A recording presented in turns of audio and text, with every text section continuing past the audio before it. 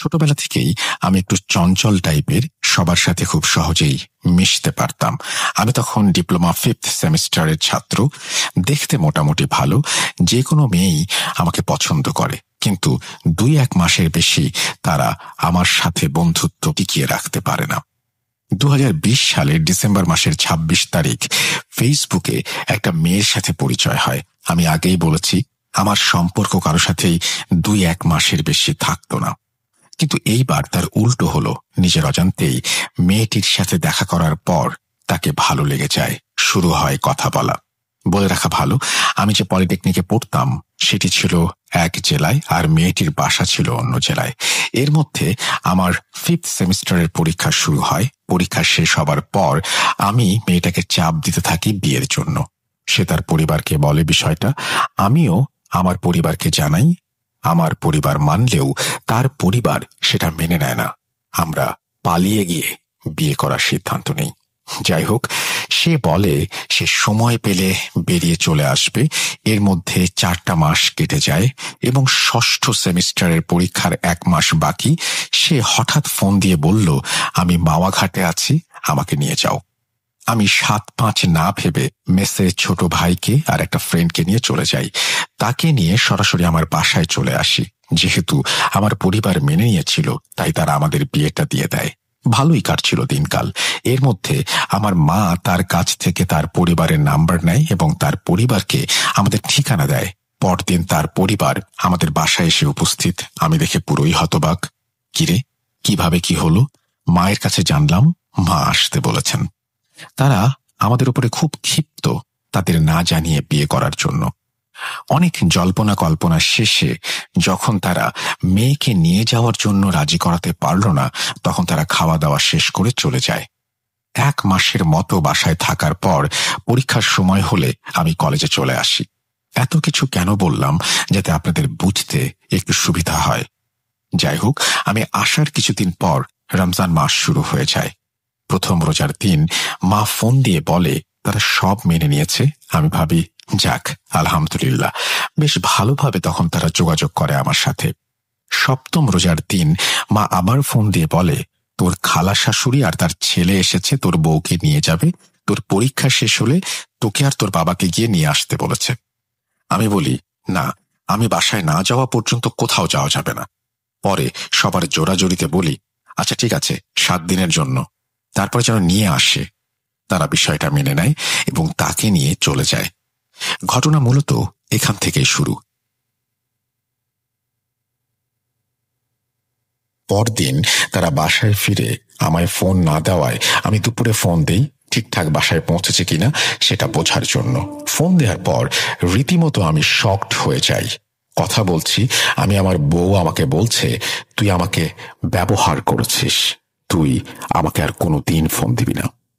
আমি ভাবছি, এটা কে যে আমায় ছাড়া কিছু বুঝতো না, সে এগুলি কিভাবে বলতে পারলো, ভাবতে পারলো? ফোনের ওই পার থেকে আবার কথা আসলো। এবার তার মা বলছে, তোমায় আমি ছাড়বো না, তোমার জীবনটা আমি নষ্ট করে ছাড়বো। আমি ফোন কেটে দিয়ে বাসায় ফোন দিলাম। মা ফোন ধরেই কাঁদো কাঁদো গলায় বলছে, তোর বউ আমাকে খুব অপমান করেছে, আর তোর শাশুড়ি। আমি ভাবছি, কি হচ্ছে এগুলো? এর মধ্যে মা বলল তারা সোজা জানিয়ে দিয়েছে তারা আর এই বউকে বাসায় আসতে দেবে না। এগুলো শুনে আমার মাথা কাজ করছিল না। রাগে আমি আর কোনো কথা বলি না। এরপরে তারা আমাদেরকে যা পাঠাবে না মেয়েটিকে, সেটা আমরা বুঝতে পারি এবং আমি ফোন রেখে শুয়ে পড়ি। এগুলো নিয়ে তখন আমি তেমন কিছু ভাবিনি। তখন আমার মনে হয়নি যে তারা আমার সাথে খারাপ কিছু করবে। ঠিক সেই সময় কেউ যেন দরজায় টোকা দিল। আমি বললাম, দরজা খোলা আছে, কিন্তু তারপর আর কোনো আওয়াজ নেই। একটু ঘাবড়ে গেলাম। তারপর ভাবলাম হয়তো কেউ মজা করছে, কিন্তু একটু পরেই ভাবলাম, মেসে তো কেউ নেই আমি ছাড়া। রুমমেট পরীক্ষা দিতে চলে গেছে, আর কেউ কেউ বাইরে আছে।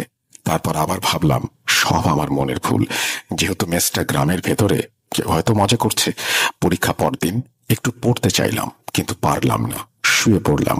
কখন ঘুমিয়ে গেছে জানি না।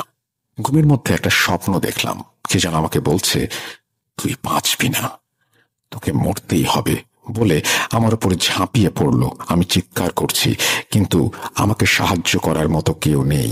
আমি হঠাৎ এক সময় খেয়াল করলাম যে আমার ওপর ঝাঁপিয়ে পড়লো সে আর কেউ নয়, আমার স্ত্রী। আমি ভয় পেয়ে গেলাম আর বললাম, তুমি? তারপর আর কিছু মনে নেই। আমার যখন ঘুম ভাঙে তখন আমি তাকিয়ে দেখি আমি মেস মালিকের বাসায়, পাশে ছোট ভাই বন্ধুরা দাঁড়িয়ে আছে। আমি বললাম, আমি এখানে কিভাবে? মেস মালিক আমাকে খুব ভালোবাসত, কোনোদিন রাগ করে বা জোরে কোনো কথা বলেনি আমার সাথে, কিন্তু সেদিন রাগান্বিত হয়ে বলল জানে না কিছু এবং নির্দেশ দিল আমাকে যেন এখনই বাসায় নিয়ে যাওয়া হয়। আমার শরীরে খুব ব্যথা করছিল। আমি আমার এক বন্ধুকে বললাম, আমাকে রুমে নিয়ে চল। তারপরে আমাকে রুমে নিয়ে আসা হলো। আমি সবাইকে বাইরে যেতে বললাম, 2 জন ছাড়া, সেই 2 জন যারা মেয়েটাকে আনতে সাহায্য করেছিল। তারা যেভাবে বলেছিল সেভাবেই বলছি। আমার বন্ধু বলছে, তোর বাসায় যে সমস্যা হয়েছে, তোর বউকে নিয়ে গেছে আন্টি, আমাদের 2 জনকে ফোন করে সেটা বলেছে। তোর রুমমেট যখন পরীক্ষা দিয়ে এসে রুমে তোকে পায় না, তখন আমাকে ফোন দেয়, কারণ সে জানতো তুই আমাদের সাথে যাসনি। তাছাড়া রুমের দরজা নাকি খোলা। আমরা মেসে আসার পরে সবাইকে বলি তোর বাসার সমস্যার কথা, তখন সবাই খুব মন খারাপ করে এবং ওরাও ভাবে যে তুই হয়তো মন খারাপ করে কোথাও গেছিস। ফোন দিয়েও তোকে পাচ্ছিলাম না। সবাই মিলে তোকে দোকানের আশেপাশে এবং বাগানে এই সমস্ত জায়গায় খুঁজি। তারপর 8টা বেজে গেল। তখন একটু চিন্তিত হলাম। আমরা মেসের মালিকের কাছে গিয়ে আমরা তাকে সবকিছু খুলে বলি। আমরা সবাই বেরিয়ে পড়ি তোকে খুঁজতে। শহরের দিকে যাচ্ছিলাম, বাগান দিয়ে হঠাৎ কেউ একজন বলে উঠল, ওইখানে কেউ একজন পড়ে আছে। গিয়ে দেখি তুই। সবাই দেখি তোর চোখ একদম লাল, তোর মুখ ফ্যাকাশে। তোকে মেস মালিকের বাসায় নিয়ে যাই। এই বলে আমার বন্ধু বলল, তুই যে পথে যাচ্ছিস সেখান থেকে ফিরে আয়। আমি অবাক হয়ে বললাম, কোন পথে? তখন সে বলল, তুই যে নেশা শুরু করেছিস এটা ভাবিনি। বাদ দে এসব। কথা শুনে আমি অবাক হয়ে গেলাম।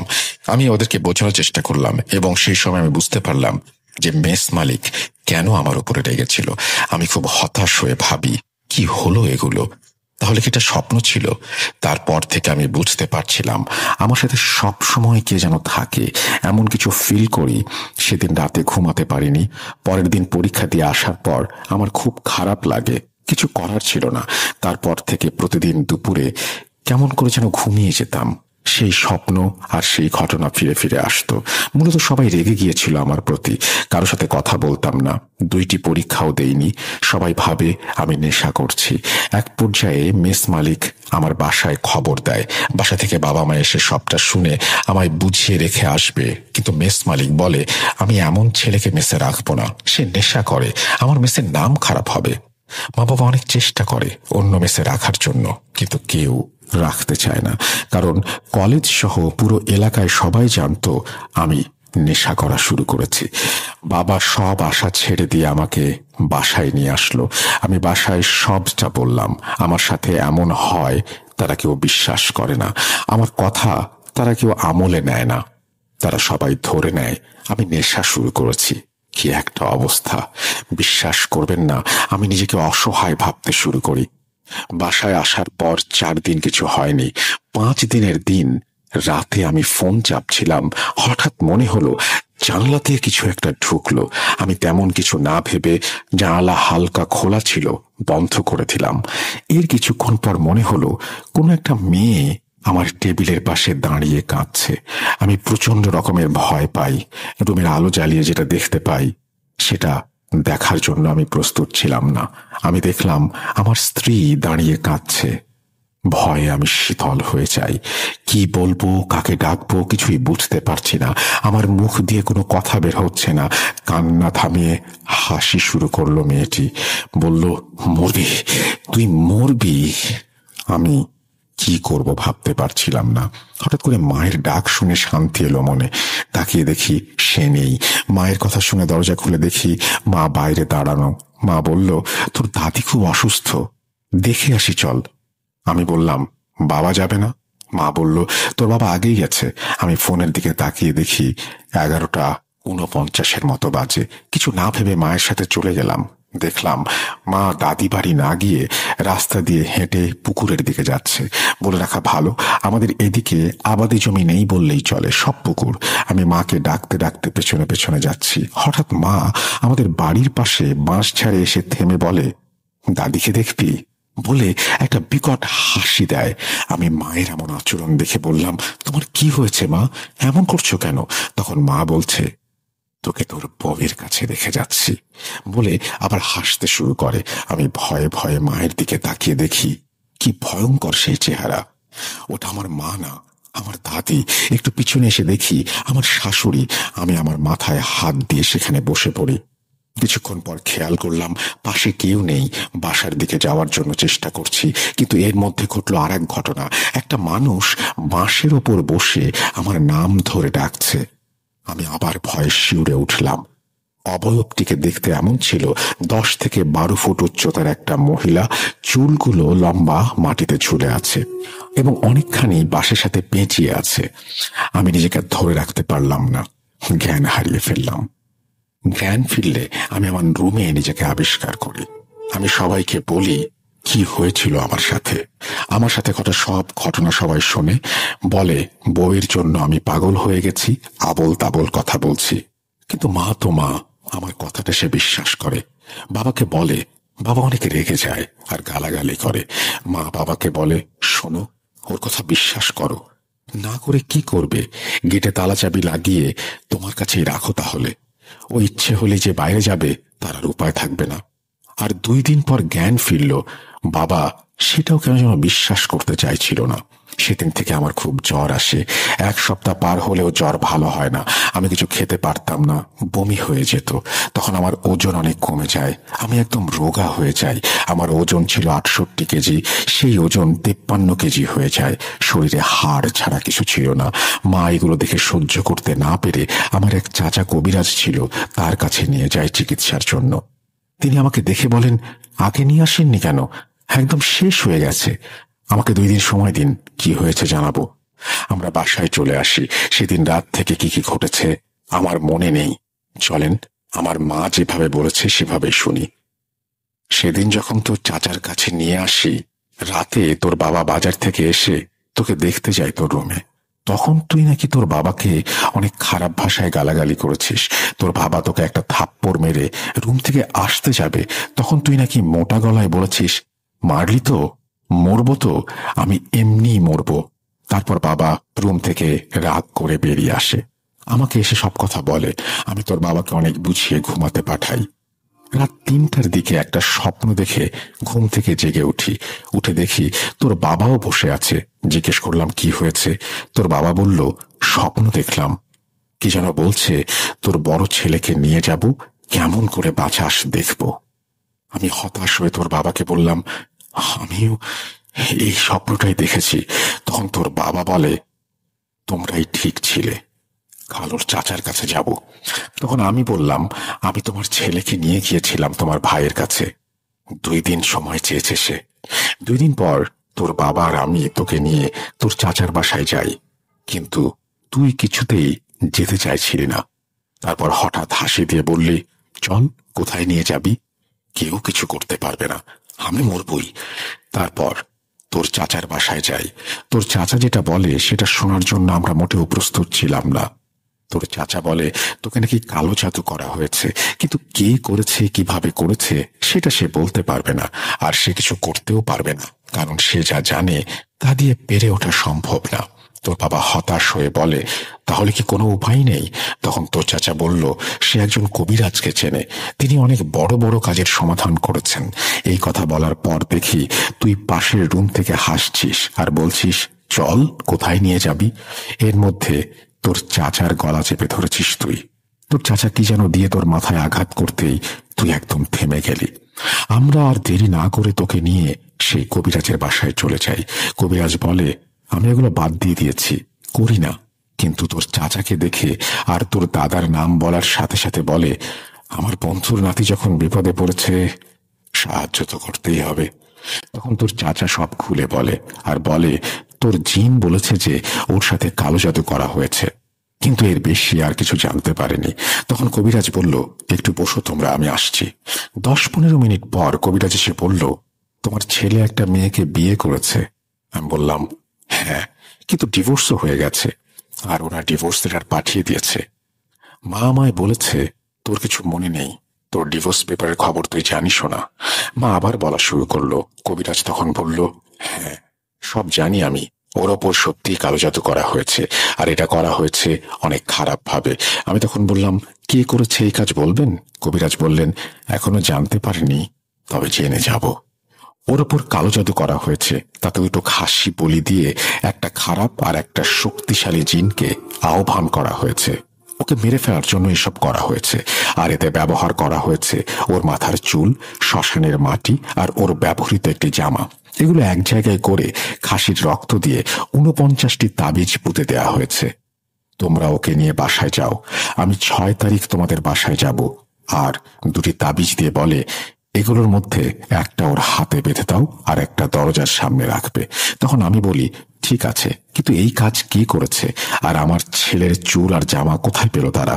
তখন কবিরাজ বলে, সব 6 তারিখে জানতে পারবে। আমরা বাসায় চলে আসি, কিন্তু ভুল করে ফেলি একটা, সেটি হলো তাবিজ একটা হারিয়ে ফেলি, আর একটা তো কবিরাজ নিজেই তোর হাতে পরিয়ে দিয়েছিল, তাই ওটা তোর হাতেই ছিল। তোর চাচা বলে, ওর সাথে তো তাবিজ আছে, কিছু হবে না, আল্লাহ ভরসা। কবিরাজের বাসায় থাকতে তুই কোনো কথা বলিসনি। বাসায় আসার পর তোর চাচার কথা শুনে বিকট শব্দে হাসি দিয়ে গালি দিতে শুরু করলি। কিছু করতে পারবি না, যা যা তোরা যা, আমার কোনো সমস্যা নেই। ভাবছিলাম তাবিজ দেয়া আছে, তাই কোনো সমস্যা হবে না, কিন্তু দ্বিতীয় তাবিজের কথা মনেই ছিল না। সকালেও তুই স্বাভাবিকভাবে খাবার খেলি, কিন্তু কে জানে দুপুরে এত বড় ক্ষতি হয়ে যাবে। দুপুরে তোর রুমে গিয়ে দেখি বিষের গন্ধে রুমে ঢোকা যাচ্ছে না। তোকে বললাম, কি করছিস তুই? তুই মোটা গলায় বললি, বিষ খেয়েছি। খাবি? বলেছিলাম না নিয়ে যাব বলে হাসতে শুরু করলি। আমি চিৎকার করায় সবাই এসে তোকে জোর করে হাসপাতালে নিয়ে যেতে চায়, কিন্তু কেউ পারছিল না। আল্লাহর অশেষ দয়ায় 25-30 জন লোক কাজ শেষ করে বাসায় ফিরছিল। তারা ধরাধরি করে তোকে নিয়ে যায় ডাক্তারের কাছে। যাওয়ার পর তোকে ওয়াশ করা হয়। তুই একদম সুস্থ হয়ে গিয়েছিলি, একাই বাসায় চলে এসেছিলি, কিন্তু পরদিন সকাল থেকে এমন ঝাঁকুনি শুরু হয়, আবার মেডিকেলে ভর্তি করা হয় তোকে। সবাই অনেক চিন্তায় পড়ে গিয়েছিল তোকে নিয়ে। ডাক্তাররাও কেউ বলতে পারছিল না কি হয়েছে, কি করা যেতে পারে। এমন আচরণ দেখে ডাক্তার বা আশেপাশের মানুষও ভয় পেত। এসবই তোর বাবার মুখে শোনা, আমায় তো যেতে দেয়নি। এর মধ্যে তোর চাচা কবিরাজকে সব খুলে বলে। কবিরাজ অনেক বকা দেয়, বলেছিলাম না দেখে রাখতে। আমার কথা শোনেন নাই, তাবিজও হারিয়ে ফেলেছেন, বলেন নাই। এখন যত তাড়াতাড়ি সম্ভব আমার সাথে দেখা করেন। তোর চাচা কবিরাজের কাছে গেলে আবার 2টো তাবিজ দেয়, আর বলে, আগে যেটা হাতে আছে ওটা খুলে দিতে হবে, আর এটা পুড়িয়ে দিতে হবে, একটা বালিশের নিচে রাখতে হবে। এটা করার পর তুই আর কোন রকম উদ্ভট আচরণ করিসনি, কিন্তু কারো সাথে কথাও বলিসনি। 13 দিন পর তুই সুস্থ হলে ডাক্তার তোকে ছেড়ে দেয়, কিন্তু তুই কারো সাথে তখনও কথা বলা শুরু করিসনি। এলাকার সবাই বলে তুই মেয়েটার জন্য বিষ খেয়ে পাগল হয়ে গেছিস। যাই হোক, কবিরাজ তুই সুস্থ হওয়ার 5 দিন পর আসে, অর্থাৎ নভেম্বরের 23 তারিখ। তখন তিনি তোর রুমে ঢুকে তোকে আনতে বলে। তোকে একটা গোল বৃত্তের মধ্যে বসানো হয়। তিনি বলেন, 1 ঘন্টা আমি একে আটকে রাখতে পারবো। এর মধ্যে জোড়া খাসি একদমে কিনতে হবে, আর 1 মণ মিষ্টি, 3 হাত কাফনের কাপড় লাগবে। আধা ঘন্টার মধ্যে সব ব্যবস্থা করতে হবে। তোর বাবা যায় মিষ্টি আর কাফনের কাপড় আনতে, আর তোর মামা আসে। সেই দিন তোর মামা বের হয় খাসি কিনতে। এর মধ্যে কবিরাজ তোর চাচাকে বলে তোর পেছনে বসতে, আর আমাকে একটা সাইডে বসতে বলে। তারপর তোর ওপর সেই জিনটাকে হাজির করা হয়। জিজ্ঞেস করে, তুই এই ছেলেকে ছেড়ে যেতে চাস কিনা, কেন এর ক্ষতি করছিস? তখন মেয়েলি কণ্ঠে তুই বললি, আমার কাজ শেষ না হওয়া পর্যন্ত আমি যাব না। তখন কবিরাজ বলে, তুই যাবিও এবং সব বলবিও। এই বলে ব্যাগ থেকে জমজম কূপের পানি বের করে কি যেন পড়ে ছিটিয়ে দেয়। তখন তুই বললি, বেশিক্ষণ আটকে রাখতে পারবি না আমাকে, আমি বের হলে কি হবে জানিস তো? তখন কবিরাজ আবার পানি ছিটিয়ে দেয়, বলে, বের হতো। আমি জানি তোকে কে পাঠিয়েছে, কিন্তু আমি তোর মুখ থেকে শুনবো। কিন্তু কবিরাজ কোনোভাবেই বলাতে পারছিল না। এর মধ্যে তোর মামা আর বাবা এসে পড়ে। 40 মিনিট লেগেছিল তাদের এগুলো জোগাড় করে নিয়ে আসতে। কবিরাজ সাথে সাথে তোর চাচাকে ইশারা করে। তোর চাচা তোর বাবার কাছ থেকে কাফনের কাপড় নিয়ে কিছু অংশ কেটে তোর চোখে বেঁধে দেয়, আর খাসিটা তোর সামনে রেখে দেয়। বাকি কাফনের অংশে তোর নাম আর কি যেন লেখে এবং খাসির ওপর দিয়ে দেয়। তারপর সাথে সাথে তুই একদম ছোটাছুটি শুরু করে দিস।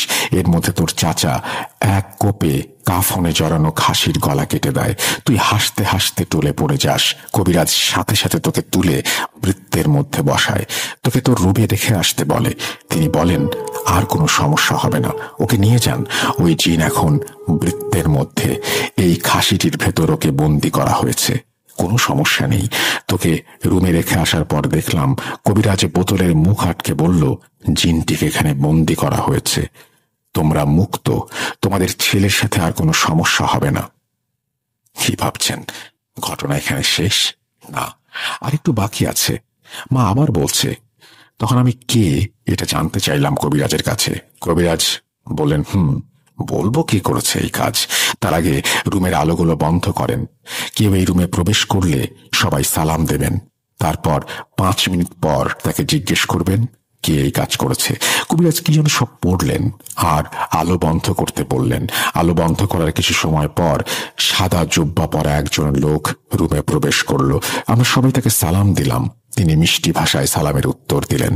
তারপর 5 মিনিট পর তোর বাবা জিজ্ঞেস করলো, আমার ছেলের সাথে এমন কাজ কে করেছে? তিনি বললেন, তোর ছেলের শাশুড়ি। শুনে আমরা সবাই হতবাক হয়ে গেলাম, মানুষ এতটা নিষ্ঠুর। তোর বাবা আবার জিজ্ঞেস করলো, তাহলে চুল আর জামা কোথায় পেল তারা? তখন তিনি বললেন, তোরা মেয়েটাকে ভুল বুঝিস না, আর মেয়েটি তোর ছেলের মতোই কালো জাদুতে আসক্ত হয়ে গেছে। তার মা তাকে পুরো নিজের বশে নিয়ে এসেছে। মেয়েটি সত্যিই তোর ছেলেকে ভালোবাসতো। তোর ছেলের জামা আর চুল ওই মেয়েটি নিয়ে গিয়েছিল, আর অনেক কিছুই মেয়েটির কাছে ছিল, তার মা সব ফেলে দিয়েছে। এগুলো থাকার কারণে কাজটি খুব সহজে করাও গিয়েছে। ছেলের কাছেও মেয়েটির চুল আছে, ছেলের মানি ব্যাগে। জিনটি তোর ছেলেকে মারার জন্য ওই মেয়ের রূপ নিয়ে আসতো। লোকটি নিমিষেই এসব কথা বলে হারিয়ে যায়। তখন কবিরাজ বলে, ওটা একটা জিন ছিল যেটা কবিরাজের সাথে থাকে। এগুলো শোনার পর সবাই একদম চুপ হয়ে যায়, কেউ কোনো কথা বলে না। কবিরাজ তার কাজ শেষ করে তাকে একটা তাবিজ দেয় আর 2 মাস গরুর মাংস খেতে বারণ করে। তাকে হাদিয়া দিতে গেলে মুচকি হাসি দিয়ে বলে, লাগবে না, আমি কাজটা করতাম না, বাদ দিয়ে দিয়েছিলাম। এগুলো কিন্তু আমার বন্ধুর নাতি, এই জন্যই করেছি। এই বলে কবিরাজ চলে যায় আর তোকে দেখে রাখতে বলে। মায়ের মুখ থেকে এগুলো শুনে আমি ভাবি, আমায় পছন্দ ছিল না, ভালো কথা, কিন্তু এগুলো করে আমাদের বিচ্ছেদ ঘটানোর খুবই কি দরকার ছিল? এগুলোর তো কোনো প্রমাণ থাকে না, তাই কোনো রকম অভিযোগও কারো কাছে করা যায় না। আমার বাবা ক্ষিপ্ত হয়ে তাদের ওপর কালো জাদু করতে চেয়েছিলেন, কিন্তু মা বলেন, কি দরকার? যেটা ওরা করেছে আমরাও যদি তাই করি, আমার ছেলে তো বেঁচেই গিয়েছে। এটা মহাপাপ। আল্লাহ আমাদের মাফ করুন। কেউ যদি পাপ করে থাকে তাকেও মাফ করুন। আসলে আমরা জেনে শুনে কেন পাপ করব? কালো জাদু কি জিনিস আমরা হাড়ে হাড়ে টের পেয়েছি। এই কাজ কেউ করবেন না, খুবই খারাপ কাজ। আমি এখনো অসুস্থ, আমার জন্য সবাই দোয়া করবেন। অসুস্থ অবস্থায় লিখলাম, সিলেক্ট হলে জানাবেন, আর লেখায় ভুল ত্রুটি হলে ক্ষমা সুন্দর দৃষ্টিতে দেখবেন। এই বলে তিনি তার ঘটনা শেষ করেছেন। ধন্যবাদ আপনাকে আপনার ঘটনার জন্য। আশা করছি আমাদের এই ঘটনাটি যারা শুনলেন তাদেরও ভালো লেগেছে। আমরা সরাসরি চলে যাব আমাদের পরবর্তী ঘটনায়। আশা করছি আমাদের সঙ্গেই থাকবেন।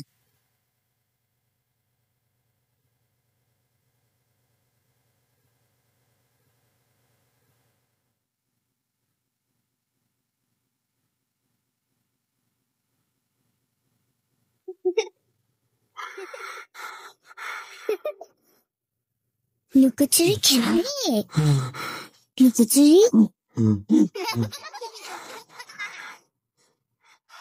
তুমি লুকাও, আমি ঠিক তোমাকে খুঁজে পাবো।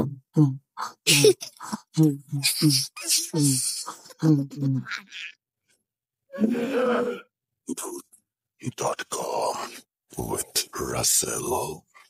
Welcome back. আপনাদের সবাইকে স্বাগত জানাচ্ছি, আমি রাসেল। আশা করছি আপনারা সবাই ভালো আছেন, ভালোর দলে আছেন। আমিও ভালো আছি, ভালোর দলে আছি। এবং এখন সরাসরি চলে যাব অডিও ক্লিপে। আশা করছি আপনারা প্রথম থেকে শেষ পর্যন্ত আমাদের সঙ্গেই থাকবেন। কোনো কথা না বলে চলুন সরাসরি চলে যাই ঘটনায়। আসসালামু আলাইকুম। আমি পোল্যান্ড থেকে সাবরিনা বলছি। আমি আসলে ভূত এফএম, ভূত.com দুটারই ভীষণ ফ্যান।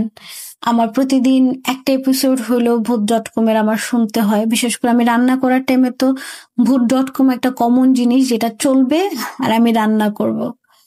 তো আর অবশ্যই অরিজিনাল যে পেজটা আছে সেটাই সাবস্ক্রাইব করা, সেটা থেকেই শুনি। যদিও সময়ের একটা পার্থক্যের কারণে আমি লাইভ শো গুলো শুনতে পারি না, তো পরে রেকর্ডেড যে শো গুলো থাকে সেগুলো আসলে শুনতে হয়। যাই হোক, আমার সাথে আল্লাহর রহমতে কখনো কোনো কিছু আমি ফেস করিনি। আমি কখনো কোনো ঘটনা এরকম ঘটে নাই, বা আমি প্রত্যক্ষদর্শী এরকম ভাবে না। তবে আমি আজকে যে ঘটনাটা শেয়ার করব সেটা আমার বোনের ছেলের সাথে ঘটা। ওর নাম ইকতিদার। তো ও আরো ছোটবেলার ঘটনা আর কি। আমি আসলে জানি না ঘটনাটা ভয়ের কিনা বা হরর দিক থেকে ভয়ঙ্কর কিনা। বিষয়টা হচ্ছে যে, হয় না যে ফ্যামিলির কাছের মানুষজনের যদি কোনো রকমের কোনো অস্বাভাবিকতা আমরা দেখি, তখন সেই জিনিসটা আসলে আমাদের জন্য ভয়ঙ্কর। সেটা মেনে নিতে আসলে কষ্ট লাগে। আর যেহেতু একটা ছোট বাচ্চার সাথে এরকম একটা ঘটনা ঘটছে, তো যাই হোক, কথা না বাড়াই আমি ঘটনায় যাই। ঘটনাটা হচ্ছে, আমরা প্ল্যান করি যে আমরা সাজেক যাব ঘুরতে। তো আমি, আমার বোনের হাজবেন্ড, ওই ছোট বাবু ইকতিদার, তারপর আমার আরো অন্যান্য বোনের মেয়ে ছেলে সবাই একসাথে, মানে ভাগ্না ভাগ্নি সবাই একসাথে প্ল্যান করি যে আমরা সাজেক ঘুরতে যাব। তো সাজেক যাওয়ার টাইমে যে ঘটনাটা হয়, এটা হয়তো অনেকে জানেন, আমি জানি না। আমি ওইবারই প্রথম আমার সাজেকের ট্যুর। এরপর আমরা আসলে বাসা থেকে কখনো কারো মনে টানে নাই, এরপর আমরা সাজেকের দিকে যাই ওই ঘটনার পরে। তো আমরা যখন যাচ্ছিলাম, তো সেই টাইমে একটা জায়গাতে সবগুলো বাস থামছে এক সিরিয়ালে। তো অন্যান্য জেলা থেকে যে সমস্ত বাসগুলো আসছে সবগুলো একসাথে দাঁড়া করানো। ফজরের আজানের, তো আমরা জানি না যে কেন দাঁড়া করানো। তো সেই টাইমে আমরা জিজ্ঞেস করছিলাম যে কেন এখানে বাস কেন ওয়েট করতেছে। তখন এক কথা দুই কথাই শুনি যে এখান থেকে বাসগুলো সব ফজরের আজানের পরে, তারপরে সামনের দিকে যাবে, খাগড়াছড়ির দিকে ঢুকবে আর কি। তো ওয়েট করতেছিল। তো ওই টাইমে আমার আপু ওয়াশরুমে যাবে, তো ওয়াশরুমে যাওয়ার জন্য সে নামে বাস থেকে। তো ওয়াশরুম থেকে আসার পরে দেখতেছে যে জিজু আর ইকতিদার দাঁড়ানো। তো ইকতিদার জিজুর কোলে। তো এমন টাইমে হুট করে ইকতিদার, তখনও কিন্তু ফজরের আজান পড়ে নাই, তারও আগে, হুট করে ইকতিদার ভাও ভাও এরকম বলে হাত দিয়ে একটা জায়গা দেখাইছে, আর সাথে সাথে ওর পুরো শরীর ঝাড়া দিছে। মানে শরীর ঝাড়া দিয়ে উঠছে। তো আপু ভাবছে যে ওর হয়তো বা ঠান্ডা লাগতেছে। তো আপু জিজুরে বলতেছে যে ইকতির আব্বু চলো আমরা বাসের ভিতরে চলে যাই, ইকতিদারের হয়তো বা ঠান্ডা লাগতেছে। আবার সেই টাইমটা হয়তো বা নভেম্বর ডিসেম্বরের দিক ছিল, আমার আসলে টাইমটা ঠিক খেয়াল নেই, তবে হ্যাঁ ঠান্ডা ঠান্ডা ছিল ওয়েদার। তো বাসের মধ্যে চলে আসে। তো ছোট মানুষ, আমরা আসলে বুঝি নাই যে ও আসলে কিছু দেখে ভয় পাইছে বা কিছু, আমরা জানি না। তো আমরা ওই টাইম পর্যন্ত আমরা কিছুই জানি না। এটা হচ্ছে জিজু আর সীমা অপুর সামনে এই ঘটনাটা, মানে আমার আপুর সামনে এই ঘটনাটা ঘটছে। তো তারা বাসে চলে আসে। তো বাস ফজরের আজানের পরে রওনা হয়ে আমরা খাগড়াছড়িতে নামি। খাগড়াছড়িতে নামার পর যেটা হয়, আমরা নেমে একটা খাবার হোটেলে ঢুকি। ঢোকার সাথে সাথে হয় কি, ইকতিদার একদম মানে হুট করে ও খিচনি দেওয়া শুরু করে। ঠিক আছে, ফার্স্টে হয় ওর শরীর হাত পা একদম ছেড়ে দিছে, এরকম হাত পা ছেড়ে দিছে। তো এই অবস্থাতে আপু ওরে কোলে নেওয়া। তো দেখতেছে যে ও খিচনি দিচ্ছে, মানে এটা আমাদের চোখের সামনে দেখা, যে এরকম ভাবে খিচনি দিচ্ছে।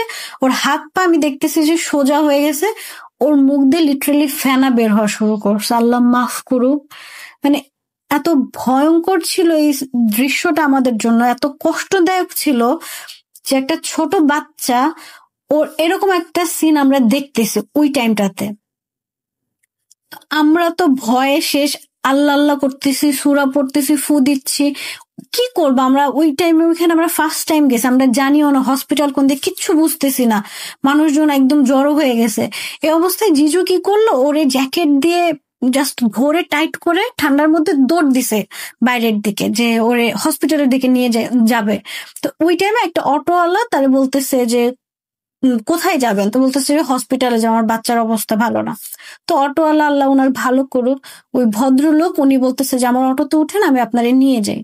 তো উনি হসপিটালে নিয়ে যায়। হসপিটালে নেওয়ার সাথে সাথে বাবুরে সাপোজিটার দেওয়া হয়, অক্সিজেন লাগানো হয়, ওর জ্বর একদম মাথায় উঠে গেছে এরকম অবস্থা। তো আফটার 3 or 4 hours বাবু একটু স্বাভাবিক হয়েছে। তো স্বাভাবিক হয়েছে, এদিক দিয়ে বিকেল হয়ে গেছে। তো আমরা তো আর তখন ব্যাকও করতে পারতেছি না। তো আমরা প্ল্যান করি যে পরের দিন সকালে আমরা ঢাকায় রওনা দিব, আমরা আর সাজেকের দিকে যাব না, খাগড়াছড়ি থেকে আমরা বাসার দিকে ব্যাক করব। তো বাবুকে নিয়ে আসছে হসপিটাল থেকে হোটেলে। তো তখন বাবু একদম নর্মাল, মানে সকালে যেরকম একটা কিছু, হ্যাঁ ওর শরীর দুর্বল বোঝা যাচ্ছে, বাট ও এমনি নর্মাল, খেলতেছে, খাইতেছে, আল্লাহর রহমতে সবকিছু স্বাভাবিক। তো সকালে রাত্রে থেকে ওর আবার জ্বর ওঠা শুরু হয়েছে, সকালে ওর জ্বর, ভীষণ জ্বর। সেই অবস্থাতে আমরা ঢাকায় রওনা দিই, ঢাকায় চলে আসি। ঢাকায় আসার পরে যেটা হয় যে বাবু খালি ভয় পায়, ওর জ্বর থাকে, ও অসুস্থ থাকে আর ভয় পায়, আর এরকম হাত দিয়ে দিয়ে দেখায় যে ভাও ভাও ভাও এরকম করে চিৎকার করে। আমরা বুঝতেছিলাম না, ডাক্তার দেখাইছে, ডাক্তার বলছে ওর অতিরিক্ত জ্বরের কারণে এরকম করতেছে। তো এটা আসলে সাইন্টিফিক ব্যাখ্যায় ডাক্তার বলছে যে ও জ্বর মাথায় উঠে গেছিল, এর জন্য এরকম খিঁচনি হয়েছে, বা ওইদিকে অক্সিজেন লেভেল কম, বাচ্চার সমস্যা হয়েছে, এটা সাইন্টিফিক ব্যাখ্যা। তো তারপর ওর ভয় পাওয়া কমে না, ওর অসুস্থতা কমে না, এত ডাক্তার এত মেডিসিন কোনো কিছুতেই কাজ হচ্ছে না, ও ভয় পাচ্ছে, আর ভয় পাইলে ওর এরকম জ্বর আসে। তো ওরা তখন গাজীপুর থাকে, তো গাজীপুর থেকে ওরা আবার ঢাকায় নিয়ে আসছে আমাদের বাসায়। বাসায় আসার পরে আমাদের যে মসজিদের যে ইমাম সাহেব, তাকে ভাইয়া বলে যে আপনি একটু আসবেন হুজুর, ওরে একটু ঝেড়ে দেওয়ার জন্য বা দেখার জন্য যে কি হয়েছে। তো ইমাম সাহেব নিচে বসা আমাদের ড্রয়িং রুমে, আর উপরে বেডরুমে ইক্তিদার খেলতেছিল। তো ইক্তিদারকে উপর থেকে নিচে নিয়ে আসতেছে। তো ও জাস্ট সিঁড়ির এক সাইড থেকে ইমাম সাহেবকে দেখছে, দেখে ও চিৎকার শুরু করছে, লিটারেলি ও জোরে জোরে চিল্লানো শুরু করছে, মানে ও থাকবে না, ও নিচে কোনোভাবেই থাকবে না, ওরে কেউ ধরে রাখবে না, মানে ও চিল্লাচিল্লি শুরু করছে, মানে ধরাও যাচ্ছে না এরকম একটা অবস্থা। তো ইমাম সাহেব বললো আচ্ছা ঠিক আছে ঠিক আছে, ও হয়তো বা ভয় পাইতেছে, আচ্ছা ঠিক আছে ওরা উপরে নিয়ে যান। তো ওরা উপরে নিয়ে গেছে। তো যাওয়ার পরে ইমাম সাহেব যেটা বললো যে ও কোনো কিছু দেখে ভয় পাইছে, ও তো ছোট মানুষ, কথা তো বলতে পারেনি স্পষ্ট ভাবে বা ক্লিয়ার না যে ও বলবে যে ও কি দেখছে, বা খারাপ কিছু দেখছে ভালো কিছু সেটা তো বলতে পারতেছে না, বাট যেটাই দেখছে ও হয়তো বা খারাপ কোনো কিছু দেখছে, যেটা দেখে ও ভয় পাইছে, আর ভয় পাওয়ার কারণে ও এরকম করতেছে, আর এরকম এরকম ও হয়তো কিছু দেখে যেটা ওরে দেখা দেয়, আর ও এরকম ভাও ভাও বলে। এটা হলো ইমাম সাহেবের ব্যাখ্যা। তারপর ইমাম সাহেব হলো পানি পড়া দেয়। তো পানি পড়া দেওয়ার পরে আপু, ও খেলতেছিল, তো পানি পড়া নিয়ে যে আমার ভাগ্নি হয়তো বা, হ্যাঁ আপু বা আমার ভাগ্নি, দুজনের একজন পানি পড়া উপরে নিয়ে গেছে। যাওয়ার পর ও খেলতেছিল, উল্টা দিকে ফিরে আর কি ও খেলতেছে। তো পিছন থেকে জাস্ট ওর গায়ে পানি পড়াটা ছিটা দেওয়া হয়, আর ও চিৎকার করে ওঠে, এমন ভাবে চিৎকার যে রাগ করতেছে, মানে খুব বিরক্ত হয়েছে, এরকম একটা ওর অ্যাটিটিউড ছিল ওই টাইমটায়। তো এরপরে আল্লাহর রহমতে ওদের বাসায় গাজীপুরে ইমাম সাহেবের যাওয়ার কথা ছিল বাসা বন্ধ করার জন্য। তো সেই টাইমে রাস্তার কাজটা আরো অনেক আগের ঘটনা যেহেতু, তো টাইমেরও একটা বিষয় ছিল, যাওয়া হয় না। তো তবে এখান থেকে নাকি কিভাবে বাসা বন্ধ করা যায়, তো ওইভাবে ইমাম সাহেব বাসাটা বন্ধ করে দিছে। তো আর পানি পড়া দেয়। আল্লাহর রহমতে দেখা গেছে এরপর থেকে বাবুর যে ভয় পাওয়ার যে বিষয়টা, সেই জিনিসটা রিকভার হয়েছে, আল্লাহর রহমতে সুস্থ ছিল, মানে রিকভার করছে আর কি। এখন আমি জানি না এটা ভয়ের ঘটনা বা ভয়ঙ্কর কোনো কিছু বা কি, তবে যেটা আমরা যতটুকু শুনছি বা যতটুকু দেখছি সেই প্রেক্ষিতে বললাম। কারণ ও যদি কোনো কিছু নাই দেখতো বা ওর সাথে যদি কোনো কিছু নাই হইতো, ও হয়তো বা এরকম ভাবে হাত দিয়ে দিয়ে দেখায় কোনো কিছু বলতো না যে ও, মানে ওখানে কিছু একটা আছে, ও ভয় পাচ্ছে, এই জিনিসটা হয়তো ও প্রকাশ করতে পারতো না, বা ও ইমাম সাহেবকে দেখে এত রিয়াক্ট করার কিছু ছিল না, বা পানিটা দেওয়ার কারণে ওর রিয়াক্ট করার কিছু ছিল না। এখন বাকিটা আল্লাহ ভালো জানে। তবে আলহামদুলিল্লাহ বাবু সুস্থ আছে, এখন তো স্কুলে যায়, মাশাআল্লাহ বড় হয়ে গেছে। তো সবাই দোয়া করবেন যেন বাবু সুস্থ থাকে, ভালো থাকে। আর আমার আরো কিছু ঘটনা আছে যেগুলা আমি অন্যান্য মানুষের কাছ থেকে শুনছি। আমার হাজবেন্ডের সাথে একটা ঘটনা আছে, সেটা আমি অন্য সময় ইনশাল্লাহ আবার শেয়ার করব। সবাই ভালো থাকবেন। আল্লাহ হাফেজ, আসসালামু আলাইকুম।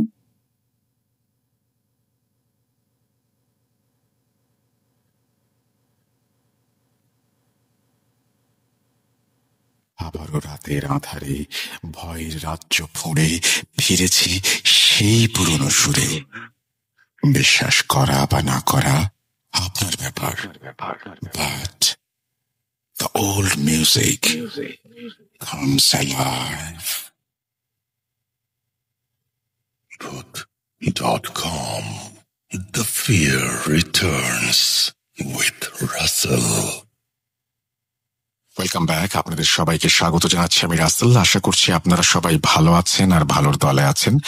আমি পরবর্তী ঘটনায় যাচ্ছি কথা না বাড়িয়ে, এবং যেভাবে লেখা আছে সেভাবেই শুরু করছি। আসসালামু আলাইকুম রাসেল ভাই ও প্রিয় লিসেনার, আশা করি আপনারা সবাই ভালো আছেন। আমি মোহাম্মদ শাহাদাত খান। আমার বাড়ি সিরাজগঞ্জ জেলার কামারখন্দ থানার ছোট ধোপাকান্দি গ্রামে। আজকে আমি যে ঘটনাটি শেয়ার করব সেই ঘটনাটি আমি আমার নানার কাছ থেকে শুনেছি, এবং আমার নানা শুনেছে তার দাদার কাছ থেকে। লেখায় ভুল ত্রুটি হলে ক্ষমা সুন্দর দৃষ্টিতে দেখবেন। বেশি কথা না বলে ঘটনায় চলে যাওয়া যাক।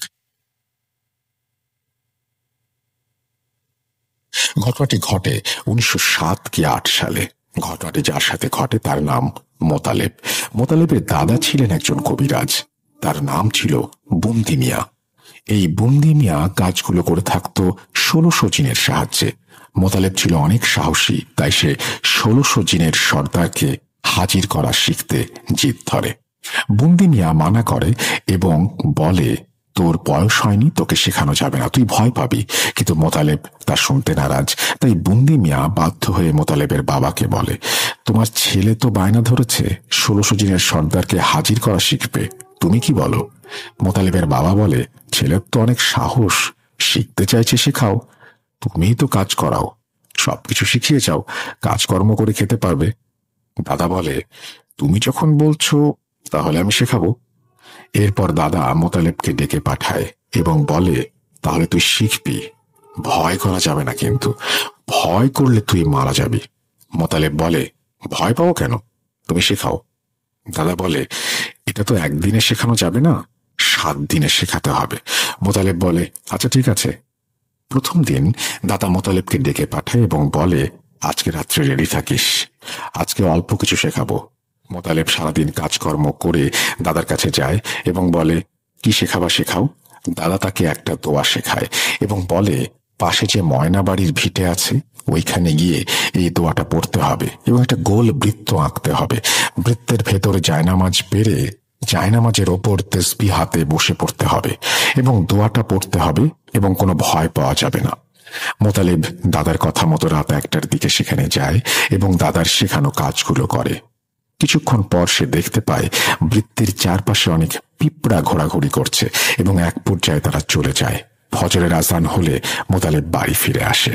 দাদা সকালে এসে বলে, নাতি রাতে কি দেখলা? মোতালেব বলে, অসংখ্য পিঁপড়া এবং মাজুল। দাদা বলে, ভয় পেয়েছ? মোতালেব বলে, না, পিঁপড়া দেখি কেউ ভয় পায়? দ্বিতীয় দিন দাদা মোতালেবকে আবার ডেকে পাঠায় এবং বলে, আজকে যাবে বাগিচা বাড়ি আর জঙ্গলে। তো মোতালেব আগের দিনের মতোই সেখানে যায় এবং কাজগুলো করে এবং সে কিছুক্ষণ পর দেখতে পায় তার চারপাশে অসংখ্য সাপ। পিঁপড়াগুলোর মতোই সাপগুলো বৃত্তের চারপাশে ঘোরাফেরা করছে এবং তারা চলে যায়। ফজরের আজান হলে মোতালেব বাড়ি ফিরে আসে। তৃতীয় দিন দাদা মোতালেবকে পুনরায় বসতে বলেন। মোতালেব সেদিন যায় এবং অনেক ভাল্লুক ওই দিন তার বৃত্তের চারপাশে ঘোরাঘুরি করে। চতুর্থ দিন দাদা মোতালেবকে বলে, আজকে যেতে হবে মুগবেলাই কবরের পাশের ভিটায়। মোতালেব সেখানে যায় এবং বসে থাকে আর দেখতে পায় বড় বড় হাতি। হাতিগুলো ঘোরাঘুরি করে একটা সময় চলে যায়। পঞ্চম দিন দাদা মোতালেবকে বলে, আজকে যেতে হবে বসির তালুকদারের জঙ্গলে।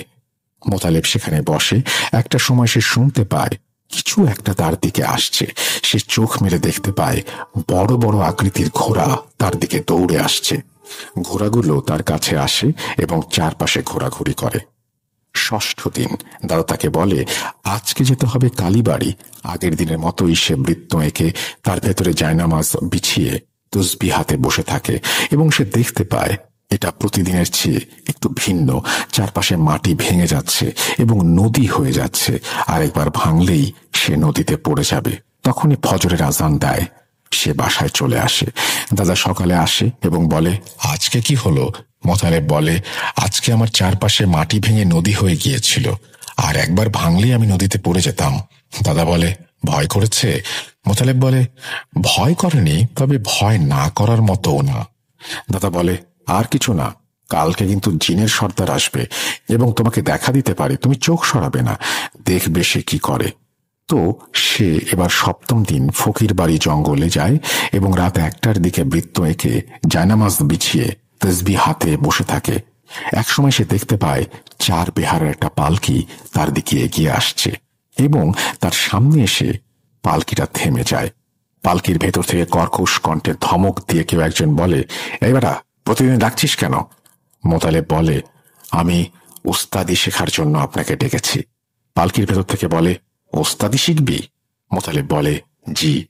কিছুক্ষণ চুপ থেকে সে একটা ধমক দেয়। পুরো জঙ্গল কেঁপে ওঠে। মোতালেব চমকে ওঠে। পালকির ভেতর থেকে রাগী কণ্ঠে বলে, আমার ধমকই সহ্য করতে পারছিস না, আবার ওস্তাদি শিখতে চাস? এটা বলে সজোরে একটা থাপ্পড় দেয় মোতালেবের বাম গালে।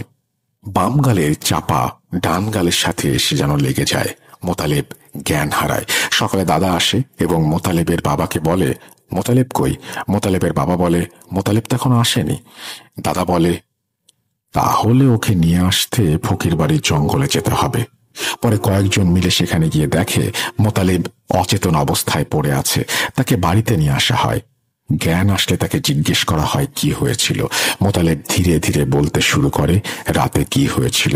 সব শুনে দাদা বলে, আমার আর কিছু করার নেই, তোমার ছেলে আর 7 দিন বাঁচবে। এবং দাদার কথা মতো মোতালেব 7 দিন পরে মারা যায়। দাদা নাতি হারানোর বেদনায় 1600 জিনের সর্দারকে গ্রামের ভেতরে যাওয়ার রাস্তার পাশে গাব গাছে বন্দি করে। গ্রামের লোকজনকে বলে, শনিবার এবং মঙ্গলবার সাবধানে চলাচল করবে, এখানে 1600 জিনের সর্দার আছে। গ্রামের লোকজন বিশ্বাস করে না।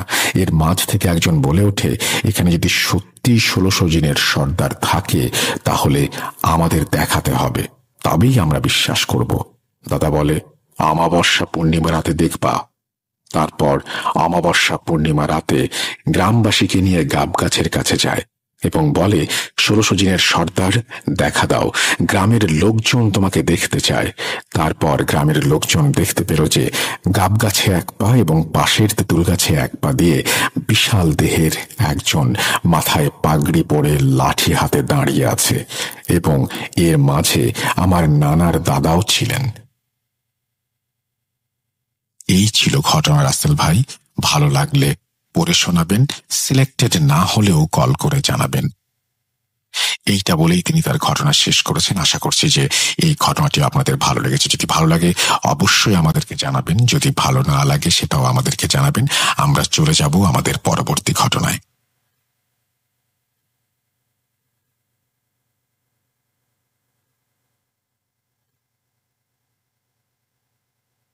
Booth.com with Russell. Welcome back. আপনাদের সবাইকে স্বাগত জানাচ্ছি, আমি রাসেল। আশা করছি আপনারা এনজয় করছেন প্রথম থেকে শেষ পর্যন্ত। কোনো কথা না বাড়িয়ে আমরা সরাসরি চলে যাব আমাদের পরবর্তী ঘটনায়।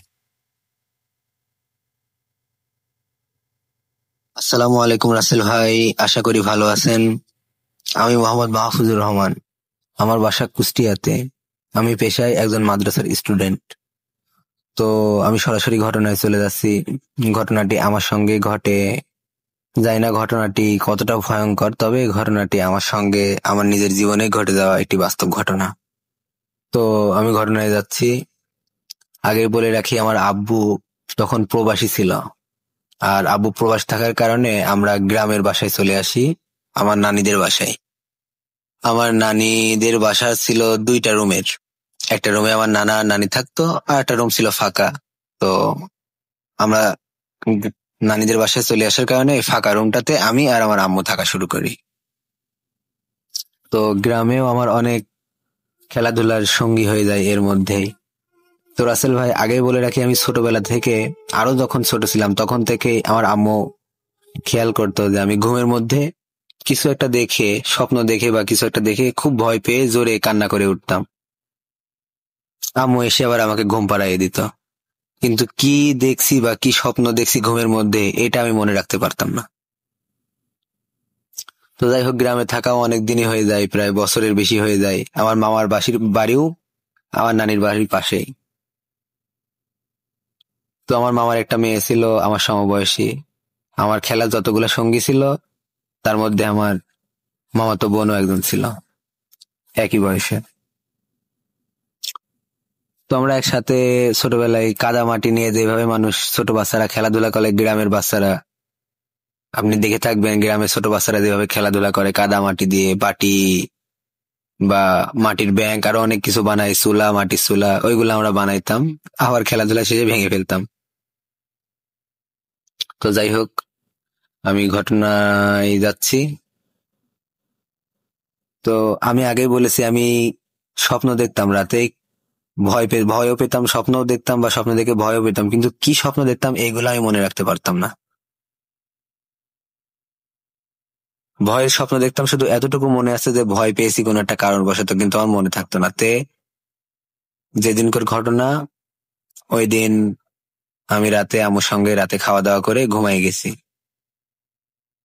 ঘুমাই যাওয়ার পরে হঠাৎ করে আমি স্বপ্ন দেখছি যে আমার মামাতো বোনের সঙ্গে আমি খেলা করছি মাটির হাঁড়ি পাতিল দিয়ে।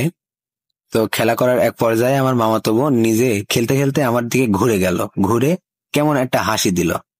তো রাসেল ভাই, আমি কিন্তু আগের কোনো স্বপ্ন মনে রাখতে পারিনি, তবে এই স্বপ্নটা আরো বেশ কয়েকটা স্বপ্ন আমি এখন পর্যন্ত মনে রেখেছি। তো আমি দেখছি যে আমার মামাতো বোন আমার দিকে ঘুরে হাসলো, হাসতে হাসতে তার 3টা আঙুল, এই বৃদ্ধা আঙুল, কনিষ্ঠ আঙুল এবং মাঝখানের যে আঙুল, এই 3টা আঙুল দিয়ে আমার কপালের মধ্যে জোরে চেপে ধরেছে। তো জোরে চেপে ধরার কারণে আমার কপালের মধ্যে যন্ত্রণা শুরু হয়েছে। তো এই যন্ত্রণা হইতে হইতে সাথে সাথে আমার ঘুমও ভেঙে গেছে।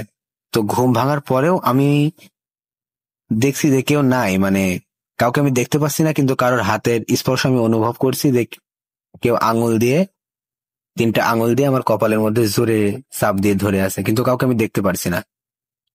আর ওই মুহূর্তে আমি নড়াচড়াও করতে পারছি না, কোনো মুখ দিয়ে আওয়াজও বের করতে পারছি না, শুধু চোখ দিয়ে দেখতে পারছি যে আমার আম্মু আমার থেকে একটু দূরে শুয়ে আছে। তো এমন অবস্থায় থাকতে থাকতে থাকতে থাকতে আমার মাথা খুবই যন্ত্রণা করতে করতে শুধু চোখ দিয়ে পানি বের হচ্ছে, আর কিছুই করতে পারছি না। এমন অবস্থায় থাকতে থাকতে হঠাৎ করে এক সময় ওই জিনিসটা আমাকে ছেড়ে দেয়, আর আমি সাথে সাথে জোরে চিল্লাই কেঁদে উঠি। সাথে সাথে আম্মু এসে আমাকে আবার বুকের মধ্যে নিয়ে ঘুম পাড়াইয়ে দেয়। তো ওই দিন চলে যায়। তো আমি তখন এতটাই ছোট ছিলাম, মানে বুঝতাম না, 6-7 বছর বয়স ছিল রাসেল ভাই, বুঝতে তো পারছেন, বুঝতাম না যে এই জিনিসগুলা আম্মু আব্বুকে জানাইতে হয় যে এরকম ভয় পাইছি বা এরকম কিছু আমি অনুভব করছি, এটা আম্মুকে জানাইতে হবে। ভয় পেতাম কিন্তু নিজের মধ্যে রাখতাম। তো ছোটবেলা থেকে, শুধু এখন থেকে না, ছোটবেলা থেকে আমি, মানে দিনগুলো আমার খুব ভালোই যেত, কিন্তু রাত হলে আমার নিজের কাছে মনে হতো হয়তো কিছু একটা ঘটবে, কিছু একটা ঘটবে। খুব নার্ভাস ফিল করতাম নিজের কাছ থেকে। রাত্রি যেন আমি সহ্যই করতে পারতাম না, খুব খারাপ লাগতো আমার কাছে। তো রাসেল ভাই, এর মধ্যে আরো অনেকদিন কেটে যায়। আমি অমনি রাতে ঘুমের মধ্যে স্বপ্ন দেখি, কিন্তু কি স্বপ্ন দেখি বলতে পারি না, শুধু চিল্লাই কেঁদে উঠি। তো এই কারণে আম্মু অনেকবার অনেক হুজুরকে দিয়ে আমাকে ঝাড়াই দিছে, কিন্তু তেমন খুব একটা লাভ হয়নি। তো রাসেল ভাই, এমন অনেকদিন মাঝখানে কেটে যাওয়ার পরে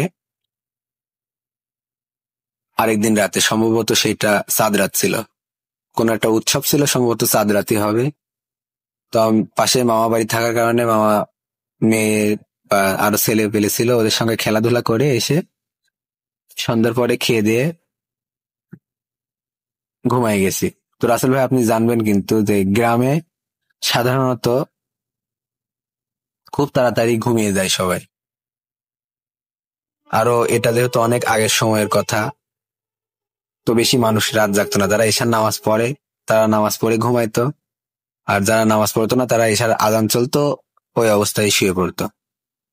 তো সম্ভবত কোন একটা উৎসবের রাতই হবে সেদিন। আনন্দ করছি, আনন্দ করে অমন খেয়ে দিয়ে রাতে শুয়ে পড়ছি। এই শুয়ে পড়ার পরে তো রাসেল ভাই আগে বলে রাখি যে আমার একটা পুতুল ছিল।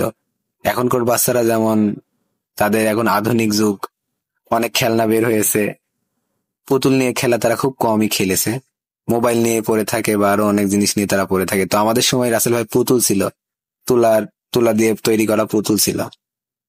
তো ওই পুতুল নিয়ে খেলাধুলা করতাম। তো আমার একটা পুতুল ছিল কালো কালারের, অনেক সুন্দর। পুতুলটা আমার খুব প্রিয় ছিল। পুতুলের দুইটা চোখ পুঁতি দিয়ে আঁকানো, পুঁতি দিয়ে গাঁথা দুইটা চোখ ছিল, আমার খুব ভালো মনে আছে, এখনো আমার চোখের উপর ভাসে। তো যাই হোক, সে পুতুলটা পরিত্যক্ত হয়ে গেছিল। পুতুলটা মানে নষ্ট হয়ে যাওয়ার কারণে, তুলামুলা বের হয়ে যাওয়ার কারণে আম্মু ওটা ফেলাই দেয়। তো যাই হোক, ওই পুতুলটা কিন্তু তখন আমার ঘরে ছিল না। তো হঠাৎ করে আমি ওই দিন রাতে যখন খাওয়া দাওয়া করে ঘুমায় পড়ছি, আনন্দ ফুর্তি করে এসে ঘুমানোর পরে প্রায় হয়তো মাঝরাত হবে, তখন হঠাৎ করে আমি স্বপ্ন দেখছি যে আমার বুকের উপরে সেই পুতুলটাই বসে আছে, তার দুইটা হাত আমার বুকের উপর জোরে চাপ দিয়ে। তো ঘুমের মধ্যে আমার খুব অসহ্য ফিল করতে করতে করতে করতে বুকে যন্ত্রণা এবং সাথে সাথে আমার নিঃশ্বাস বন্ধ হয়ে যাওয়ার উপদ্রব, এরকম একটা অবস্থা, নিঃশ্বাস নিতে পারছি না।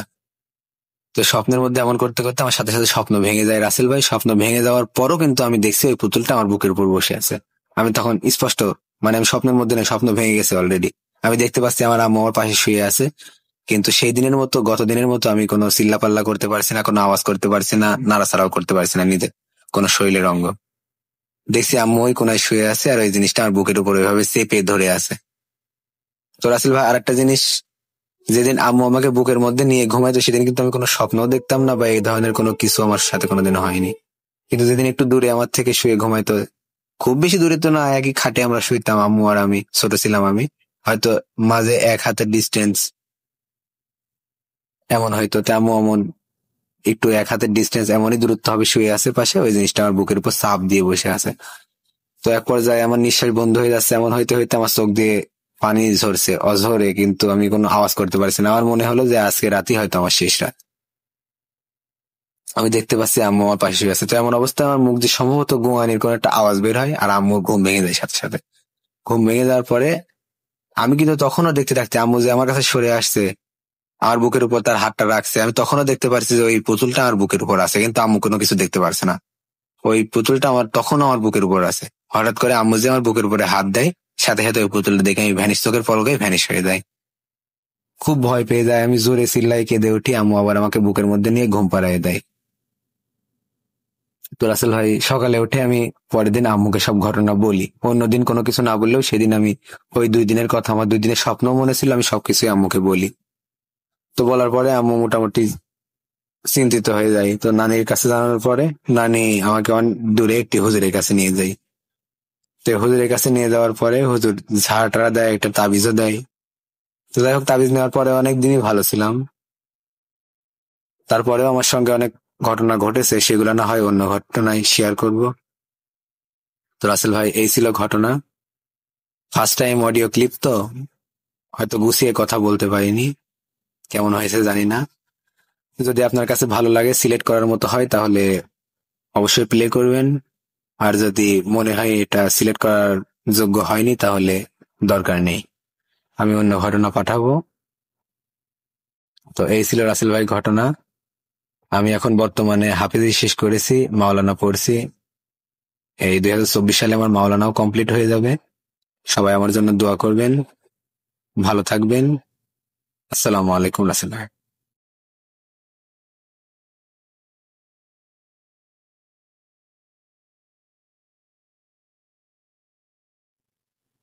লুকোচুরি খেলবে? লুকোচুরি? You will never be alone.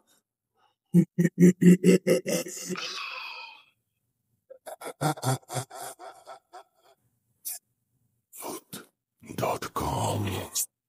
The fear returns with Russell. Welcome back. আপনাদের সবাইকে স্বাগত জানাচ্ছি, আমি রাসেল। আশা করছি আপনারা সবাই ভালো আছেন আর ভালোর দলে আছেন। আমিও ভালো আছি, ভালোর দলে আছি। আমরা আজকে বছরের প্রথম শুক্রবারে আপনাদের সামনে দারুণ একটা এপিসোড নিয়ে আসছি বলে আমরা বিশ্বাস করি। কতটুকু ভালো লাগছে বা কতটুকু আনন্দ দিতে পারছি সেটা আমি জানি না, তবে আমরা চেষ্টা করছি আমাদের সাধ্যমতো আপনাদেরকে আনন্দ দেওয়ার জন্য। এখন আমরা সরাসরি পরবর্তী ঘটনায় যাব। আশা করছি এই ঘটনাটি আপনাদের ভালো লাগবে। যেভাবে লেখা আছে আমি সেভাবেই পড়ে শোনাচ্ছি। আসসালামু আলাইকুম রাসেল ভাই, আশা করছি আপনি ভালো আছেন, কারণ আপনি সবসময় ভালোর দলেই। আমি মোহাম্মদ আনিসুর রহমান, বাসা নওগাঁ জেলার মহাদেবপুর উপজেলার নওহাটা মোড় নামক গ্রামে। আমি খুব একটা বেশি কথা বলতে পছন্দ করি না, তাই আমি আমার ঘটনায় সরাসরি চলে যাচ্ছি। 90 দশকের ঘটনা। ঘটনাটি আমার প্রতিবেশী এক চাচার সাথে ঘটেছে। চাচার নাম ছিল এমদাদুল। সেই সময়ে এমদাদুল চাচার অনেক অভাব ছিল। তার সংসারে ছিল 4 বছরের এক ছেলে, ওনার বউ এবং উনি। অভাব অনটনে তাদের দিন চলছিল। তাই তিনি রাতের বেলাও কাজ করতেন, আবার দিনের কিছু সময়েও কাজ করতেন। রাতের বেলা যেটা করতেন সেটা হলো চাউলের মিলে ধান ভাঙা। তো তখন অটো মিল ছিল না। যেই মালিকের চাউল মিলে কাজ করত সেই মালিকের দিনের বেলা আবার ধানের জমিতে কাজ করত। ওই মালিকের আর এমদাদুল চাচার বাড়ি লাগালাগি গ্রাম হওয়ায় দিনের বেলায় কাজ করত। তো এরকম কাজ করেই তার সংসার চলছিল। রাতের বেলা যেভাবে কাজ করত সেটা হলো চাউল মিলে 2-3 দিনে 300 মণ ধান শুকাতো, আর সেটা এক রাতেই চাল বের করতে হতো। তবে 300 মণ ধান ভাঙতে এক রাত লাগতো না, যদি ঠিক মতো কারেন্ট থাকে। আবার কোনো সমস্যার কারণে 200 মণ ধান চাতালে শুকাতে দেয়া হয়। এই 200 মণ ধান ভাঙার জন্য সন্ধ্যাবেলা গেলে 2টা-3টার মধ্যেই হয়ে যেত। যে রাতের ঘটনা সেই রাতটা ছিল শীতকাল। কোনো কারণে সেদিন 200 মণ ধান ভাঙার কথা ছিল। তো সেদিন তিনি সন্ধ্যার সময় ধান ভাঙতে শুরু করলেন। ঠিক মতো কারেন্ট থাকার ফলে 2টা-2:30টার মধ্যেই ধান ভাঙা শেষ হয়ে গেল। তিনি ঠিক করলেন যে সকালবেলা পর্যন্ত দেরি না করে এখনই বাড়ির পথে রওনা দেবেন, কারণ যে মালিকের চাউল মিলে ধান ভাঙত সেই মালিকের ধানের জমিতে পানি দিতে হবে।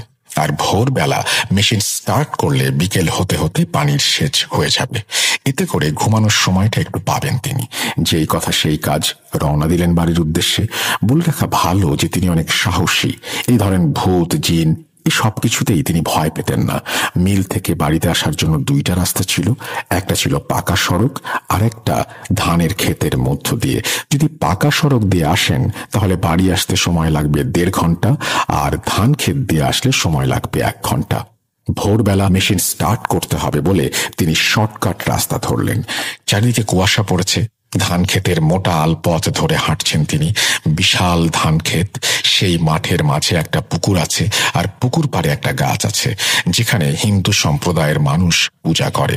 ওইটার কাছাকাছি আসতেই শুনতে পেলেন দূর থেকে একটা ঝনঝন করে আওয়াজ আসছে, আর চারিদিক থেকে কুয়াশা পড়েছে বলে আগুনের গোলা ওপর থেকে পড়ছে সেটা বোঝা যাচ্ছে। কে জানি লম্বা প্রায় 10-12 ফিটের মতো হবে একজন মানুষ আসছে। ওইটা মানুষ হবে কিনা জানি না, তবে মানুষ যে আসছে বা মানুষের মতো কিছু একটা সেটা বোঝা যাচ্ছে। মাথার অংশ থেকে আগুন বের হচ্ছে। যে আলপথে দিয়ে এমদাদুল চাচা যাচ্ছেন সেই রাস্তা ধরে সে আসছে। এমদাদুল চাচা থমকে দাঁড়ালেন।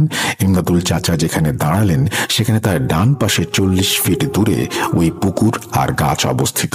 তিনি যে আলপথে দাঁড়িয়ে আছেন সেই আলপথের সামনে 30 ফিট দূরে আর একটা আলপথ ডান পাশে গেছে, যা পুকুর আর ওই গাছের দিকে গেছে। তিনি ওই অল্প 30 ফিট দূরেই দাঁড়িয়ে পড়েছেন। যখন ওই মানুষের মতো অবয়বটি তার কাছে আসে তিনি দেখেন তার চেহারা ছিল কালো, কান 2টা ছিল হাতির কানের মতো, গলায় অসংখ্য ঝনঝন করা আওয়াজের মালা, চোখ ছিল না, মুখমণ্ডলের জায়গায় শুধু একটা মুখ ছিল যা দেখতে ঘোড়ার মুখের মতো। সেখানে থেকেই আগুনের ফুলকি বের হচ্ছে। হাত ছিল একটা, সে হাত দিয়ে ঝনঝন করে আওয়াজ করা মালাটা ধরে রেখেছেন। এমদাদুল চাচার মনে হয় এই প্রথম ভয়ে শরীর কাঁপুনি দিয়ে উঠল। আর এরকম ভয় পাওয়ারই কথা। এর আগে যতগুলোর সাথে তার দেখা হয়েছে তাদের কারোরই এরকম অগ্নিমুখ ছিল না। গ্রামের মানুষ জানে এসব এন্টিটি নাকি আগুন দেখলে কাছে আসে না, কিন্তু এটার ক্ষেত্রে বিপরীত। এটা তিনি কল্পনাও করেননি যাই হোক, সেদিন তিনি ঠাঁই হয়ে দাঁড়িয়েছিলেন। শীতকালেও এমন অবস্থা যে শরীর ঘেমে নিয়ে একাকার। সেই এন্টিটি তার সামনে 30 ফিট দূর দিয়ে ডান আলপথ ধরে সেই পুকুর এবং গাছের দিকে ঝনঝন আওয়াজ করে আগুনের গোলা ফেলতে ফেলতে চলে যাচ্ছে। আর এমন ভাব নিয়ে গেল যে ওই এন্টিটি দেখতে পায় নাই যে তার সামনে কেউ ছিল। এমদাদুল চাচা যখন দেখলেন সেই পুকুর পাড়ের গাছের কাছে গিয়ে বিদ্যুৎ চমকানোর মতো সে ভ্যানিশ হয়ে গেল, দূর থেকে তখন আজানের ধ্বনি ভেসে আসছে। এমদাদুল চাচা সেখানে কতক্ষণ দাঁড়িয়েছিলেন তিনি বুঝতে পারেননি। 2-2.5 ঘন্টা কিভাবে কেটে গেল তিনি খেয়ালই করেননি। অতঃপর তিনি সেখান থেকে দ্রুত হাঁটা শুরু করেন। তার ঠিক 10-12 দিন পরের ঘটনা। যে মালিকের ধান ভাঙত সেই মালিকের ধানে সেচ দেওয়ার জন্য মেশিন স্টার্ট দিতে হবে। তখনকার সময়ে বরেন্দ্র অঞ্চলে পানির ডিপ টিউবওয়েল ছিল না, ডিজেল চালিত ইঞ্জিনের দ্বারা পানি সেচ করা হতো। দিনের বেলায় নিজের বাড়ির কিছু কাজ থাকায় তিনি সিদ্ধান্ত নিলেন যে দিনের বেলা সেচ না দিয়ে রাতের বেলা সেচ দিবেন। জমির পরিমাণ বেশি হওয়ায় পুরো রাত লেগে যাবে সেচ দিতে। এতে করে দিনের বেলায় বাড়ির কিছু টুকিটাকি কাজ করা যাবে। যেখানে মেশিন সেট করা হবে সেখানকার বর্ণনা দেই। এমদাদুল চাচা যে মালিকের কাজ করত ওনার বাড়ি ছিল আমাদের পাশের গ্রামে। আগেই বলেছিলাম ওই গ্রাম আর আমাদের গ্রামের মাঝখানে সেই জমিগুলো ছিল। আর ওই জমির পাশে একটা পুকুর ছিল, আর পুকুর পাড়ে কবরস্থান ছিল। ওই কবরস্থানের পাশে নলকূপ স্থাপন করা ছিল। যাই হোক, তিনি সন্ধ্যার আগেই মেশিন স্টার্ট দেন। তারপর তিনি ঘুরে ঘুরে সব জমির আলপথগুলো কেটে দিলেন। সব শেষে রাতের খাবারের জন্য তার বাড়িতে আসলেন। খাওয়া দাওয়া শেষ করে যখন তিনি যাবেন তখন তার 4 বছরের বাচ্চা তার পেছনে লেগেছে, সেও যাবে তার সাথে। অনেক কিছু বোঝানোর পরেও বাচ্চা যাবেই, কি আর করা, তিনি সাথে নিয়ে গেলেন। আর হ্যাঁ, সেই মেশিন রাখার জায়গাটা বাঁশের বেড়া দিয়ে ঘেরা, ওপরে খড়ের চালা, 2 চালা বিশিষ্ট। সেখানে একটি বুড়ি এন্টিটি দেখা যেত।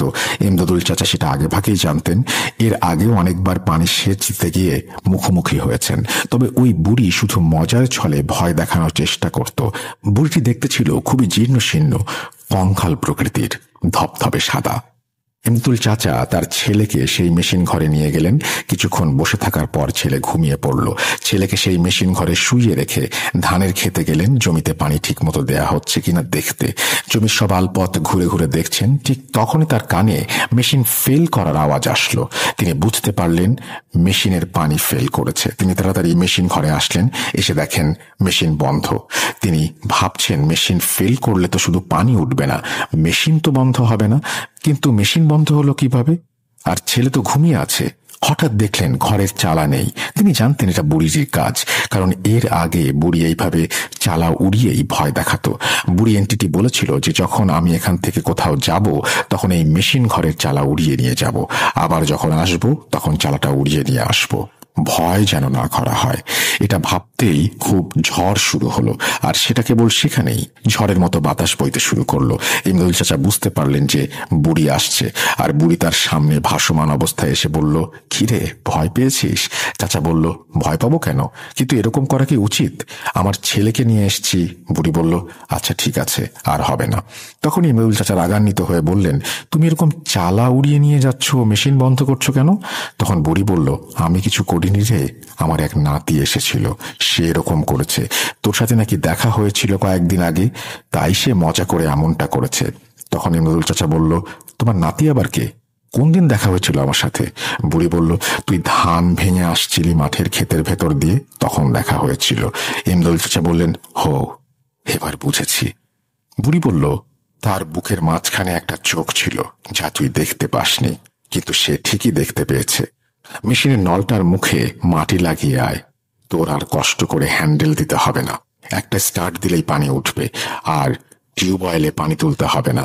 আপনারা জানেন কিনা জানি না, সেই মেশিনগুলোতে পানি তুলতে হলে নলকূপের মুখে একটা ছোট টিউবওয়েল লাগানো থাকে, আর সেখানে পানি তোলার পরেই মেশিন স্টার্ট দিলে তারপর পানি ওঠে। অতঃপর ইমদাদুল চাচা মেশিনের নলের মুখে মাটি লাগালেন।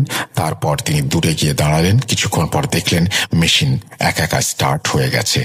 এই ছিল বাস্তব ঘটনা। এই বাস্তব অভিজ্ঞতা তিনি বলেছেন পৃথিবীতে কত রকমের অদ্ভুত ঘটনা ঘটে। এই ঘটনাটা একটা অবিশ্বাস্য ঘটনা যে একজন বৃদ্ধ মহিলা সেরকম ইনফরমেশন দিচ্ছেন, কিন্তু এরকম অলৌকিক ঘটনা ঘটে বলেই আমরা সেটা জানতে পারি। এবং এই ঘটনাটি নওগাঁ এলাকার, আপনারা চাইলে খোঁজ নিতে পারেন, জানতে পারেন, এবং যদি আপনারা খোঁজ নিয়ে কিছু জানতে পারেন সেটা আমাদেরকে জানিয়ে দেন। আমরা চলে যাব আমাদের পরবর্তী ঘটনায়।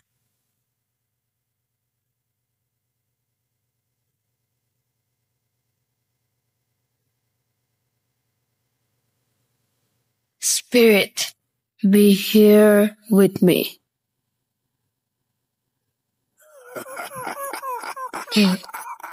কে তুমি? Geek.com. The fear returns with Russell.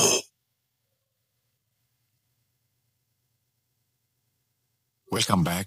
যেহেতু বছরের শুরুর এপিসোড এবং আমরা চেষ্টা করেছি আপনাদের সামনে নতুন নতুন ঘটনা নিয়ে আসার, আজকেও তার ব্যতিক্রম নয়। আরেকটি ঘটনা রয়েছে, যে ঘটনাটি আমাদের পাঠিয়েছেন আমাদের খুবই পছন্দের একজন স্টোরি টেলার সোহাগ চক্রবর্তী। আমরা এখন সরাসরি তার কাছে যাব এবং শুনে আসব তার সেই ভয়ঙ্কর অভিজ্ঞতার কথা। চলুন শুরু করা যাক।